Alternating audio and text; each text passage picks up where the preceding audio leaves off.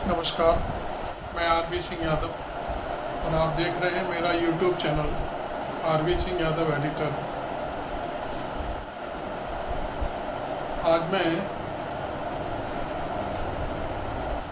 महाराष्ट्र में जो कुछ घटनाक्रम कल हुआ उसके बाद पूरे देश के कुछ राज्यों के बारे में आपसे चर्चा करूंगा, क्योंकि अब चारों तरफ राजनीतिक हलकों में एक ही बात सामने आ रही है और वो ये है कि महाराष्ट्र में ऑपरेशन कमल के बाद अब कौन सा ऐसा राज्य है जिसकी नब्ज को पकड़ा जाएगा और वहाँ सरकार गिराकर अपनी सरकार बनाई जा सकती है। इस तरह का गणित दिखाई दे रहा है। एक सूचना अभी आज की है, ताज़ा है। बिहार के मुख्यमंत्री तेजस्वी यादव के खिलाफ सीबीआई ने चार्जशीट दाखिल कर दी है। लालू यादव और राबड़ी के खिलाफ पहले से ही लैंड फॉर जॉब जैसा कोई मामला है, उसमें पहले से ही एफआईआर की हुई है और चार्जशीट दाखिल है। संभवतः इस केस की सुनवाई भी शायद 15 जुलाई के आसपास कोई तारीख है उसमें होने वाली है। खैर, अभी तक जो चीज़ें सामने आई हैं उनमें बिहार, पश्चिम बंगाल और झारखंड की भी बातें चल रही हैं। यही नहीं, ऑपरेशन कमल को दक्षिण भारत में भी ले जाने की तैयारी है। तमिलनाडु के वर्तमान में 17, 18 या 19 के आसपास विधायक हैं जिनके खिलाफ तमाम शिकायतें ईडी और सीबीआई के पास पहुंच चुकी हैं। यदि उन विधायकों को नोटिस जारी हो गया तो मैं समझता हूं कि स्टालिन को भी लेने के देने पड़ सकते हैं। खैर, है तो ये सब अभी दूर की कौड़ी। फिलहाल तो शरद पवार ने महाराष्ट्र में अपनी पार्टी बचाने के लिए विधानसभा अध्यक्ष को एक अर्जी दिलवाई है, जिसमें ये कहा गया है कि अजीत पवार और उनके साथ 8 जो विधायक हैं उन्हें अयोग्य घोषित किया जाए। इधर ये अर्जी दी गई है। मैंने कल भी कहा था कि विधानसभा अध्यक्ष और कोर्ट कचहरी से कोई भी चीज़ हासिल होने वाली नहीं है, इसलिए शरद पवार सीधे सीधे अब जनता से संवाद करने के लिए निकले हुए हैं। वो अपने गुरु यशवंतराव चौहान की समाधि पर जाकर फूल मालाएं, क्योंकि आज गुरु पूर्णिमा भी है, और उन्होंने वहाँ जाकर अपनी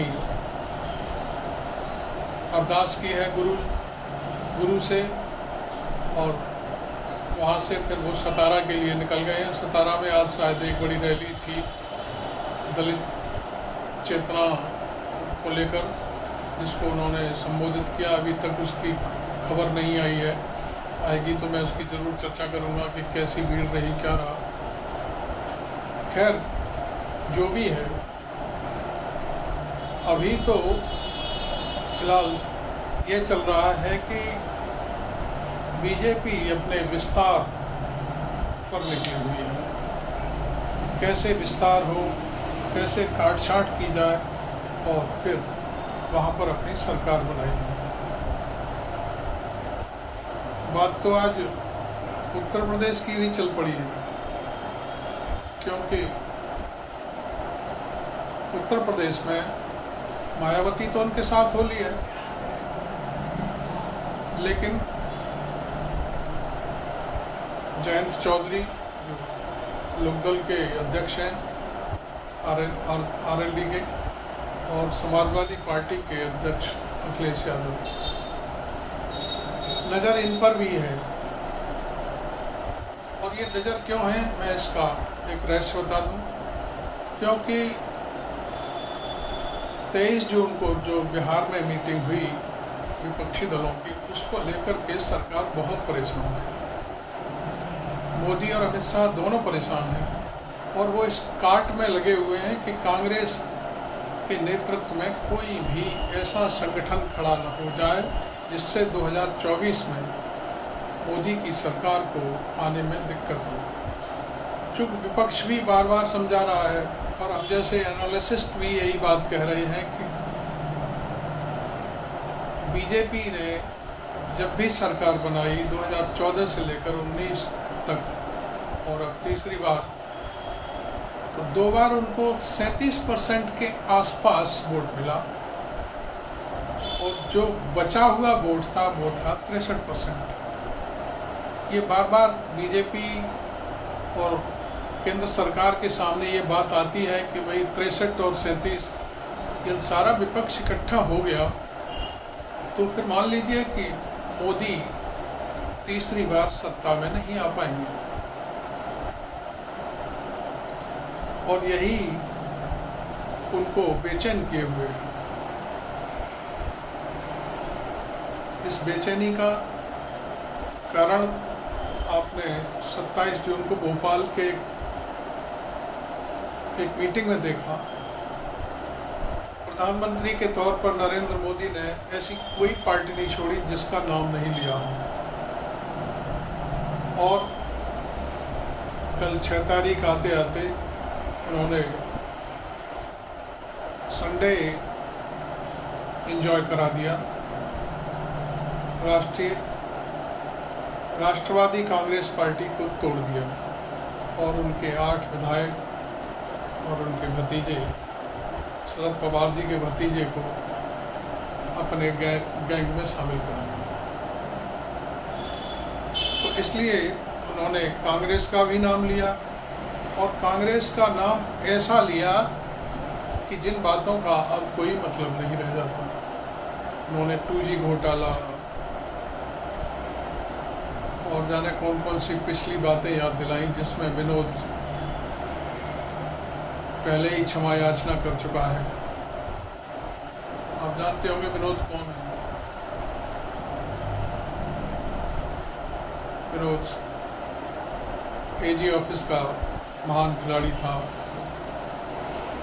जिसने हवा में तमाम तीर चलाए और उन तीर के चलते हुए कांग्रेस पर आरोप मढ़ दिए कि वो ये घोटाला है, वो घोटाला है, कोयला घोटाला है, 2G घोटाला है। लेकिन निकला कुछ भी नहीं और अंत में सब जितने घोटाले थे सब पाक साफ पाए गए। कांग्रेस बरी भी हो गई इस मामले में। लेकिन प्रधानमंत्री गाए बगाए अपने भाषण में 27 जून को बहुत बड़ी फहरिस्त भी गिना चुके हैं। ऐसी कोई पार्टी नहीं है जो विपक्ष में बैठी है जिसका उन्होंने नाम न लिया। इसी क्रम में उत्तर प्रदेश के मुख्यमंत्री अखिलेश यादव को भी कांग्रेस से दूरी रखने के लिए आगाह किया जा सकता है और इसके लिए उनके पास तमाम विकल्प हैं। फिलहाल तो एक समझौता चल रहा है जो अंदरूनी तौर पर नेताजी मुलायम सिंह यादव ने बीजेपी के साथ किया था और वो ये समझौता था कि आप हमारे परिवार को मत छेड़िए, हम आपको आगे बढ़ने से नहीं छेड़ेंगे, नहीं रोकेंगे। वो समझौता शायद आज तक और अब तक चला हुआ है। लेकिन कांग्रेस को डर है कि मुलायम सिंह यादव जी तो रहे नहीं, पता नहीं 2024 में अखिलेश का ऊंट किस करवट बैठेगा। तो इस बात पर भी अंतर खाने चिंता बनी हुई है, क्योंकि अखिलेश यादव विधानसभा में 130 से ऊपर सीटें जीते हैं और ये एक बहुत बड़ी उपलब्धि है कि विपक्ष के रूप में वो बहुत बड़ी ताकत है। और मैं समझता हूँ 2024 में भी अखिलेश यादव बहुत बड़ी ताकत बनकर उभरेंगे यदि उन्होंने अपना ताना बाना कांग्रेस के और दूसरे दलों के जो साथ वार्ता चल रही है उसमें ठीक से काम किया। हम समझते हैं उत्तर प्रदेश में अखिलेश यादव आज की स्थिति में सबसे बड़ी पार्टी के रूप में उभर के सामने आ सकते हैं, लेकिन वो कोई जिद ना करें किसी एक सीट के लिए, ये जिद ना करें कि नहीं मैं ये लूँगा। इन बातों में अब कुछ नहीं रखा, क्योंकि विपक्ष की एकता 1x1 पर होगी तो फिर समझौते करने पड़ेंगे और उस समझौते में सफलता हासिल होगी और अखिलेश उसमें सबसे अव्वल नंबर आ सकते हैं यूपी में। तो लिहाजा आज महाराष्ट्र में पूरी धमाचौकड़ी जारी रही। प्रफुल्ल पटेल को निकाल दिया गया, एक और कोई देवदर थे उनको भी निकाल दिया गया, विधायक थे, और उनकी जगह नई नियुक्तियां कर डाली गई।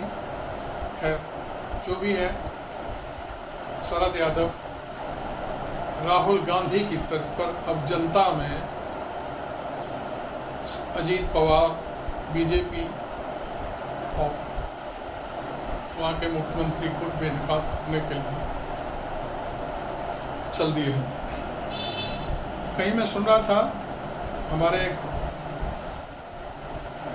वरिष्ठ पत्रकार साथी ने तो यहाँ तक कह दिया 84 साल के शरद पवार आज 42 साल के नौजवान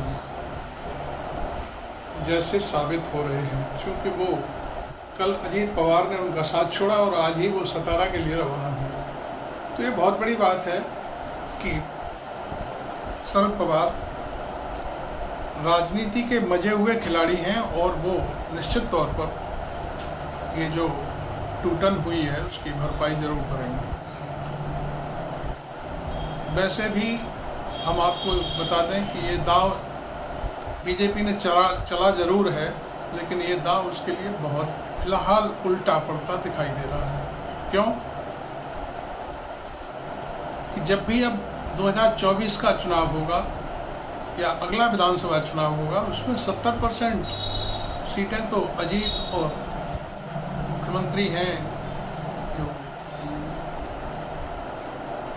इस समय बैठे हुए हैं, वो कहेंगे भाई हमारा दावा बनता है इन सीटों पर।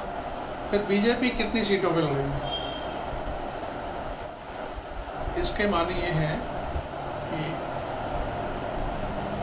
बीजेपी जो भी गणित और चल रही है ये उसके लिए ठीक नहीं है। बाकी सब राजनीतिक पार्टियां अपने अपने तरीके से काम करती हैं, उनका अपना सोचना है, वो क्यों कर रहे हैं, कैसे कर रहे हैं, इसमें हम कुछ नहीं कह सकते। हम अपनी बात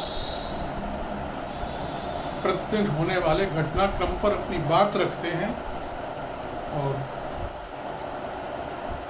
बाकी तो भविष्य के गर्त में है जो कुछ भी है।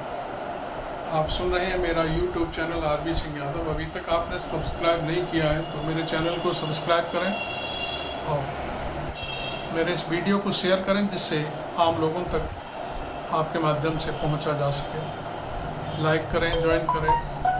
Thank you very much.